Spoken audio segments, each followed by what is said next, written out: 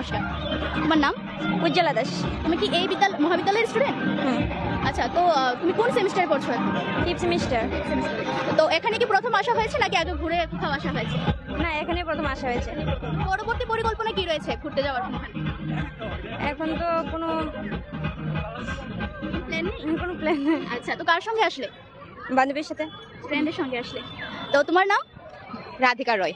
আচ্ছা, তো পুজোর কি প্ল্যান রয়েছে পরবর্তী সময় বল? এই তো কলেজে এসেছি, এখন ঘুরবো বান্ধবীর সাথে, তারপরে দেখি খাওয়াটা হবে, গিয়ে খাবো টাবো।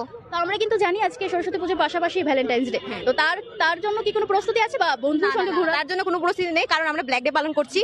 আর যেহেতু আমরা ব্ল্যাক ডে পালন করছি, তার জন্য ভ্যালেন্টাইন ডে আমরা কোনো ইন্টারেস্টিংই নেই। তো আমরা সিঙ্গেল আছি, আর আমার মনে হয় ভ্যালেন্টাইন ডে না পালন করে ব্ল্যাক ডেটা পালন করা অনেকটা দরকার। আচ্ছা আচ্ছা, একদমই। এটা তো অবশ্যই আমরা দর্শক বন্ধুদেরকে একটু আগে বলেছি যে কালো দিবস, সেটা আমাদেরকে মানতেই হবে, না তাৎপর্য দিক। তার সঙ্গে আজকে সরস্বতী পুজোর তো আলাদা একটা আমেজ রয়েছে আমাদের মধ্যে, তো সেই বিষয়ে কি প্রস্তুতি?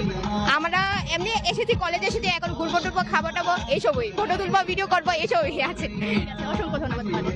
তো আমরা দেখে নিলাম দুজন বোনের সঙ্গে কথা বলে ওদের মনোভাব কি রয়েছে, এবং ওরা কি একটা উৎসবের মেজাজেই রয়েছে, নাকি কোন দিনটি ওরা বিশেষ করে তাৎপর্য দিচ্ছে কোন দিনটিকে। কারণ আমরা দেখতে পাচ্ছি আমাদের আজকে সরস্বতী পুজোর পাশাপাশি ভ্যালেন্টাইন্স ডে, অর্থাৎ আবার তার সঙ্গেও রয়েছে কালো দিবস অর্থাৎ ব্ল্যাক ডে, তো সেটা নিয়ে